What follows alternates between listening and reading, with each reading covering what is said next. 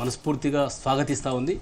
ప్రజలకు ఈరోజు ఒక భయాన్ని సృష్టించి హైదరాబాద్ని అతలాకుతలం చేసినటువంటి ఏదైతే హైడ్రా కమిషనర్ రంగనాథ్ గారు ఉన్నారో, ఇది రంగనాథ్ గారు పేరుకే ఉన్నారు కానీ ఇది ముఖ్యమంత్రి రేవంత్ రెడ్డి గారు దానికి చైర్మన్గా ఉంటూ, ఎందుకంటే ఎంఏఓడి మినిస్టర్ అయినాడు, చీఫ్ మినిస్టర్ అయినాడు కాబట్టి ఉండి దీన్ని నడిపిస్తున్నటువంటి ఒక సెలెక్టివ్ జస్టిస్ చేయడం కోసం ఏర్పాటు చేసినటువంటి ఒక ప్రత్యేకమైనటువంటి సైన్యాన్ని ఏ రకంగా అయితే పెట్టుకొని వాళ్ళు వ్యవహారం చేస్తారో ఆ రకంగా హైడ్రాను పెట్టుకొని ముఖ్యమంత్రి రేవంత్ రెడ్డి గారు హైదరాబాద్ని, తెలంగాణని ఒక అతలాకుతలం చేసేటువంటి ఒక ప్రయత్నం చేసిండు. గడిచిన 2.5 సంవత్సరాలుగా, అంటే ఇది దాదాపుగా జివో 99 అనేది 19/7/2024 రోజున ఏర్పాటు చేసిన జివో ద్వారా ఏర్పాటు చేసినటువంటి ఒక వ్యవస్థ. ఇది జనరల్గా దీని ఉద్దేశం ఏంటి? చెరువులను, ప్రభుత్వ స్థలాలను, లేక్లను పరిరక్షించడము లక్ష్యంగా వీళ్ళు అనాథరైజ్డ్ స్ట్రక్చర్ని డిమాలిష్ చేయడం కోసం ఏర్పాటు చేసుకున్నారు. అంటే కబ్జాలు పెట్టిన వాళ్ళను, ఆక్రమణలు చేసిన వాళ్ళకు లేదా హైడ్రా అనేది అంటే ఓన్లీ చెరువులు, నాలాలు వీటి కోసమేనా? ఏం మాట్లాడుతున్నావు తమ్ముడు? నువ్వు రాజకీయాలు మాట్లాడతావు. ఈ హైడ్రా కూడా ప్రజల కోసం భరత్ గారు, ఇది ఇరిగేషన్ శాఖ డిపార్ట్మెంటు జిఓఎంఎస్ నంబర్ 168ని 2012 ఏప్రిల్ 7వ తారీఖు రోజున జివో ఇచ్చింది. ఆ జివోలో క్లియర్గా మెన్షన్ చేయబడింది. ఏమని మెన్షన్ చేయబడింది? Shall apply to the building activities the areas of filling in Hyderabad metropolitan city and all urban development authorities and all municipal corporations, all municipalities, all నగర పంచాయతీస్, గ్రామ panchayats also and sedges also. ఈ రకంగా ఈ ప్లేసెస్లో ఎవరైనా అనాథరైజ్ స్ట్రక్చర్ చేస్తే demolish చేయడానికి చట్టం ఉంది, జివో ఉంది. అదేవిధంగా గడిచిన బీఆర్ఎస్ ప్రభుత్వం ఒక చట్టం తీసుకొచ్చింది, మున్సిపల్ చట్టం, యాక్ట్ నెంబర్ 11 of 2019 ఎంఏఓడి డిపార్ట్మెంటు తీసుకొచ్చింది. దానిలో సెక్షన్ 178 క్లియర్గా ఏం చెప్తుందంటే, government May constitute A special task force at the district level to detect and monitor the unauthorized construction and take timely enforcement action in the manner of as prescribed అని దాదాపుగా section 178లో subsection 1 నుంచి 8 వరకు క్లియర్గా ఉన్నది. ఈ రకంగా వివిధ డిపార్ట్మెంట్లు, ఎంఏఓడి డిపార్ట్మెంటు, ఇరిగేషన్ డిపార్ట్మెంటు, లేకులను పరిరక్షించడం కోసం, చెరువులను పరిరక్షించడం, ప్రభుత్వ స్థలాలను పరిరక్షించడం రెవెన్యూ శాఖ ఉంది.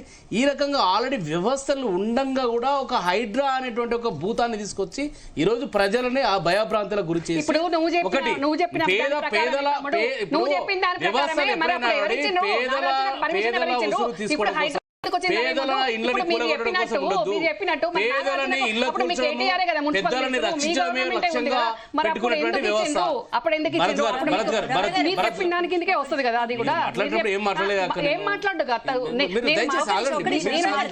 మీరు శాంతించండి కొంచెం. ఇప్పుడు నేనేమంటున్నా, హైడ్రా పేరు మీద ఒక బ్లాక్ మెయిలింగ్ తెరలేపుతుంది రాష్ట్రంలో కాంగ్రెస్ ప్రభుత్వం, రేవంత్ రెడ్డి ప్రభుత్వం. నేను దమ్ముంటే హైడ్రా కమిషనర్ రంగనాథ్ గారు, ఈరోజు సీఎం రేవంత్ రెడ్డి గారు సోదరుడు తిరుపతి రెడ్డి గారు ఇల్లు ఇక్కడే దుర్గం చెరువు, మనకు ఈ స్టూడియోకు కూతవేటి దూరంలో ఉన్నది. దుర్గం చెరువులో బఫర్ జోన్ లో ఉన్నటువంటి వారి ఇల్లు, వారికి నోటీసులు ఇచ్చింది, వారి కోర్టు నుంచి ఆర్డర్ స్టే చేసుకున్నారు. అప్పటి వరకు ఆగింది. మీరు ప్రతిసారి ఇప్పుడు రాజేంద్ర అన్న కానీ మీరు కానీ ఊకే తిరుపతి రెడ్డి పేరు ఎందుకు తీసుకుంటున్నారండి? సిస్టమ్ బాగాలేదు కాదు. మీరు తిరుపతి రెడ్డి గారి గురించి మీరు చెప్పినప్పుడే మాట్లాడాల్సి ఉంటుంది కదా. తిరుపతి రెడ్డి గారు ఏమన్నారు? డెఫినెట్ గా అవసరమైతే కూల్చండి, నేను నా సామాన్లు, నా బోళ్ళు, బట్టలతో బయటకు పోతాను కూడా చెప్పిర్రు. అంత చెప్పిండ్రు. తిరుపతి రెడ్డి గారు ఇల్లు బఫర్ జోన్ లో ఉన్నది. అదేవిధంగా మంత్రి పొంగులేటి శ్రీనివాస్ రెడ్డి గారు ఇక్కడ హిమాయత్ సాగర్ అప్పా జంక్షన్ దగ్గర వారి సోదరులు ఇద్దరు బఫర్ జోన్ లో నిర్మాణం చేసిండ్రు. అదేవిధంగా హిమాయత్ సాగర్ లో సెంట్రల్ లో నది మధ్యలో చీఫ్ పట్నం ఎవరు మన మహేందర్ రెడ్డి గారు వారి ఇల్లు ఉన్నది, గెస్ట్ హౌస్లు ఉన్నాయి. అదే అజీజ్ నగర్లో సర్వే నంబర్ 176, 177లో ప్రభుత్వ స్థలాలలో, ప్రభుత్వ ల్యాండ్స్లలో అక్కడ మొత్తం కూడా మంత్రులు, ఎమ్మెల్యేలు అందరూ కూడా అక్కడ ఐఏఎస్లు, ఐపీఎస్లు అది బఫర్ జోన్ ప్రభుత్వ 22A ఉన్నటువంటి భూములలో గెస్ట్ హౌస్లు కట్టుకొని, ఇండ్లు కట్టుకొని అక్కడ నివాసం ఉంటా ఉన్నారు. మరి హైడ్రా కమిషనర్ ఏం గాడిది పళ్ళు తోముతా ఉన్నాడు ఇవాళ. నేనేమంటున్నానంటే, పేదల ఇండ్లను కూల్చి పెద్దలని బెదిరించడం కోసం ఈ ఒక వ్యవస్థని, హైడ్రా అనేటువంటి ఒక వ్యవస్థను తీసుకొచ్చారు. ఈరోజు కోర్టు కూడా చాలా కీలకమైనటువంటి ఒక వాక్యం చేసింది. గ్రీకు పురాణాలలో ఉన్నట్లు 9 తలల విషసర్పం ఒక అత్యంత విషసర్పం లాగా హైడ్రా అనేది పనిచేస్తూ ఉంది. ఇది యొక్క మీ ఆలోచనలు మానుకోవాలని చెప్పి చెప్తా ఉంది. దాని నుంచి మీరు తప్పించుకోలేరు కమిషనర్ హైడ్రా రంగనాథ్ గారు. దాదాపు 63 కేసులలో చూడండి, ఇప్పుడు లోతుకుంటలో సర్వే నంబర్ 1, 2లో దాదాపు 40 ఎకరాల ప్రభుత్వ భూముల్లో రాత్రికే గద్దల్లాగా వాళ్తారండి వీళ్ళు. హైడ్రా అనేది ఏం చేస్తుందండి అసలు? హైడ్రా చట్ట పరిధిలో ఉన్నదా? ఇప్పుడు మన శరత్ అన్న అడ్వకేట్ గారు ఉన్నారు, న్యాయవాది ఉన్నారు, రకమైనటువంటి హక్కులు లేవు. ఇది నల్ అండ్ వైడ్ అయినటువంటి ఆర్డర్. నేను కబ్జా రాయల్ నేనేమంటే భరత్ గారు రెవెన్యూ చట్టాలు ఉన్నాయి, మున్సిపల్ చట్టాలు, కబ్జా రాయిలు ఎవరైనా ప్రభుత్వ స్థలాల్లో కబ్జాలు చేస్తే దాన్ని అరికట్టడానికి రెవెన్యూ యంత్రాంగం పనిచేస్తా ఉంది. అవునండి, బతుకమ్మ కుంట అనేటువంటి భూమిని ఒకవేళ అది కబ్జా అయినట్లయితే రెవెన్యూ శాఖ సుప్రీంకోర్టు ఏమైందండి? సుప్రీంకోర్టు ఏం చెప్పింది? దాంట్లో రంగనాథ్ చెంప చెల్లుమనిపించింది. సో ఇవన్నీ తట్టుకోలేక రకంగా దాదాపుగా 1,20,00,000 పెట్టి ఒక ఫేక్ అకౌంట్లు పెట్టి వి సపోర్ట్ హైడ్రా అని చెప్పేసి ఈరోజు ట్విట్టర్లలో ఫేస్బుక్లలో పెట్టించుకుంటా ఉన్నాడు. ఇవాళ ఎక్కడి నుంచి హైడ్రా యొక్క సంస్థ ఉన్నటువంటి పైసలు పెట్టి ఈరోజు తీసుకొచ్చి వారు చేస్తా ఉన్నారు. ఇంకొకటి నేనేమంటున్నంటే ఇప్పుడు బల ప్రయోగము బెదిరింపులతోన వ్యవస్థలను రన్ చేయలేరు. ప్రజాస్వామ్యంలో ఈ రకమైనటువంటి వాటికి తావు లేదు. రేవంత్ రెడ్డి గారు అంటా ఉంటారు కదా, నాకు హిట్లరు నాకు ఆదర్శం అంటారు కదా. హిట్లర్ లాంటి వ్యవస్థలనే ప్రజలు అనుకుంటే తరిమి కొట్టినటువంటి సందర్భాలు ఉన్నాయి. బంకర్లలో దాచుకున్నటువంటి చరిత్ర కూడా మనం చూసాము. కాబట్టి హిట్లర్ పాలనలకు దానికి ఈ రాష్ట్రంలో స్థానం లేదు. మీరు చూడండి, ఇంకా వాస్తవంగా చెప్పాలంటే కోర్టు కొంచెం ఆయన దయ ఉల్చింది. తక్షణమే ఆయన అరెస్ట్ చేసి లోపల బొక్కలు పడేయాలి. యాక్చువల్లీ ఏం చేస్తున్నాయి ఇలా రంగనాథ్ గారు? వారు ఒక ఇన్స్పెక్టర్లని డిఎస్పీలను పెట్టుకొని వ్యవస్థను ఏర్పాటు చేసుకుని ఒక ప్రైవేట్ సైన్యంలాగా పెట్టుకొని నోటీసులు ఇవ్వాలి. నోటీసులు ఇచ్చిన తర్వాత బిల్డర్లని, రియల్ ఎస్టేట్ వ్యాపారులను బెదిరించాలి, పిలిపించుకోవాలి. హోటళ్లలో, ఆ దుబాయ్లో, బెంగళూరులో పిలిచి సెటిల్మెంట్లు చేసేటువంటి వ్యవస్థను తీసుకొచ్చిందండి వాళ్ళ ఈ రాష్ట్రంలో. ఏం జరుగుతా ఉంది ఈ రాష్ట్రంలో? మా నాయకుడు కేటీఆర్ గారు గతంలోనే చెప్పారు, ఇది హైడ్రా అనేది Revanth Reddy blackmailing agency లాగా, రేవంత్ రెడ్డి గారు బ్లాక్ మెయిల్ ఏజెన్సీ లాగా పనిచేస్తా ఉంది. ఇది హైడ్రా అనేది పేద ప్రజల ఇళ్లను కొట్టడం కోసం పనిచేస్తా ఉంది. చెప్పండి, ఇప్పుడు వినండి, పేదలు గుడిసెలు వేసుకుంటే కూడా గుడిసెలను కూర్చుందండి. విద్యార్థులు అంకుల్ మా బుక్కులు కూడా తీసుకుంటా ఉన్నారు, కనీసం ఆ బుక్కులను ఇవ్వండి అని ఏడ్చినటువంటి అర్ధనాదాలు పెట్టినటువంటి పరిస్థితులు గతంలో చూసాము. కాబట్టి ఈ హైడ్రా అనేది రేవంత్ రెడ్డి బ్లాక్ మెయిలింగ్ ఈరోజు కోర్టు వేసినటువంటి పెద్ద బ్రేక్. రక్షక కవచము ఏంటండి భరత్ గారు? ఇది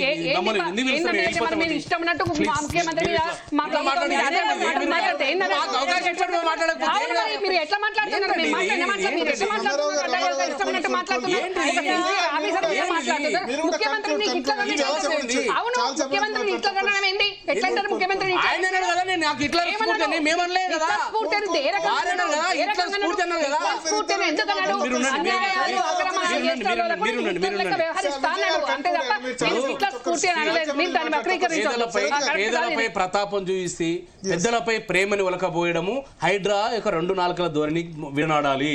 ఈరోజు హైరేజ్ బిల్డింగ్లు కట్టుకునే వాళ్ళ మీద మీరు ఇంతకుముందు ఇట్లా అయిందని అన్నట్టు మీరు చూడండి, ఇప్పుడు ఇది నల్ల చెరువు కావచ్చు, లోతుకుంట కావచ్చు, బౌదూరుగూడ కావచ్చు, ఈ యొక్క కుక్కటిపల్లి ఉన్నటువంటి కావచ్చు, ఈ రకమైనటువంటి అన్ని ప్రాంతాల్లో హైడ్రా రాత్రికి వెళ్ళాలి. వాళ్ళని అసలు ఏం హక్కులు ఉన్నాయండి? పోలీస్ డిపార్ట్మెంట్ కూడా వేల సంఖ్యలో పోలీసులు ఎట్లా వెళ్తారండి? ఒక ఐపీఎస్ ఆఫీసర్ పిలిస్తే వేల సంఖ్యలో పోలీసులు ఎట్లా వెళ్తారండి? దానికి ఆ రూల్స్ ఏమున్నాయండి? దానికి చట్టంలో ఉన్నాయండి? ఇదంతా కూడా ప్రభుత్వం ఆడిస్తున్నటువంటి ఒక కట్టుకథ. ఈ కట్టుకథలో పేదలు బలైతా ఉన్నారు. అందుకోసమే అన్నాడు మా నాయకుడు కేసీఆర్ గారు, ప్రభుత్వం బీఆర్ఎస్ ప్రభుత్వం వస్తే హైడ్రాని తీసుకొచ్చి బంగాళాఖాతంలో వాడేస్తామని చెప్పేసి అన్నారు. ఏదైతే మొదటి నుంచి కూడా బీఆర్ఎస్ పార్టీ చెప్తా ఉందో ఈ హైడ్రా పేరు మీద బెదిరింపులకు పాల్పడతా ఉన్నాడు ముఖ్యమంత్రి గారు. ఈ బెదిరింపులు ఎక్కువ రోజులు నడవవి. ఇవి పేదల జోలికి వస్తే ఖచ్చితంగా మేము ఈ ప్రభుత్వాన్ని పెద్ద ఎత్తున ఉద్యమం చేస్తామని మా నాయకుడు కేటీఆర్ గారు ఆ రోజే అన్నారు, గతంలోనే అన్నారు. చూడండి, ఇప్పుడు మధు పార్క్ రిడ్జి అపార్ట్మెంట్ ఉందండి అక్కడ, ఏది మన దానికి అప్పా జంక్షన్కి వెళ్తుంటే మధు పార్క్ రిడ్జి ఉంది. దాంట్లో సీనియర్ జర్నలిస్టులు ఉన్నారు, చాలా మంది ప్రొఫెసర్లు ఉన్నారు. వాళ్ళు రూపాయలు పెట్టి కొనుక్కున్నారు. 2011-12లోనే పర్మిషన్లు ఇచ్చింది, కాంగ్రెస్ ప్రభుత్వంలోనే పర్మిషన్లు ఇచ్చినారు. ఇచ్చినటువంటి పర్మిషన్ లోన్లు వచ్చినాయి కొనుక్కున్న తర్వాత మీది బఫర్లో ఉంది కూలుస్తామని మాట్లాడితే ఇంకా ఇది రేవంత్ రెడ్డి సర్కార్ నడుస్తుందా లేకపోతే రాజ్యాంగం నడుస్తుందా? రాహుల్ గాంధీ గారు చెప్పాలి.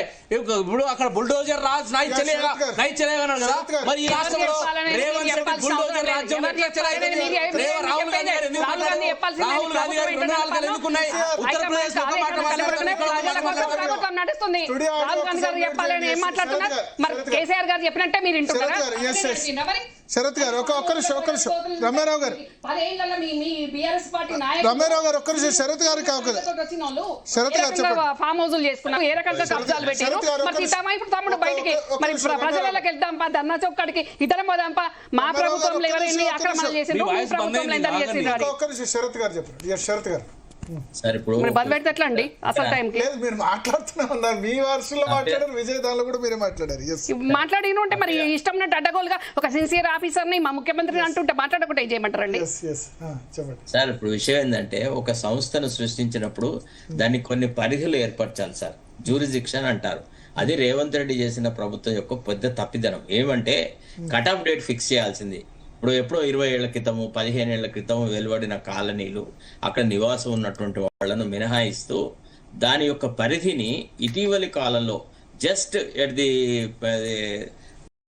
ఎఫ్టిఎల్ లెవెల్లో, తర్వాత బఫర్ జోన్లో ఇట్లా కట్టిన వాళ్ళ మీద ప్రయారిటీస్ ఏర్పరిచి హైడ్రా కనుక అధికార పరిధులు కనుక నిర్ణయించి ఉంటే ఈ రకం దుర్మార్గాలు జరగకపో. ఎప్పుడైతే ఇప్పుడు ఈ కన్వెన్షన్ కూల్చడం కూడా తప్పే. ఎట్లా అని అంటే ఈ కన్వెన్షన్ జోలికి ముందు బీఆర్ఎస్ ప్రభుత్వం పోయి మొత్తం కొత్త గులగొట్టారు. కన్వెన్షన్ లో నాగార్జునను వాళ్ళకి దగ్గర తెచ్చుకున్నారు. నాగార్జున పోయి బోకేలు ఇచ్చినాడు కేటీఆర్ కి, పాదాక్రాంతం అయినాడు. ఆ తర్వాత కన్వెన్షన్ లో చాలా వ్యవహారాలు నడిచినాయి. అదంతా మన అందరికి తెలుసు. అది మేము మొదట కొత్తగా అధికారులకు వచ్చిన తర్వాత ఫస్ట్ చేసిన పనే కన్వెన్షన్ ముట్టుకోవడము.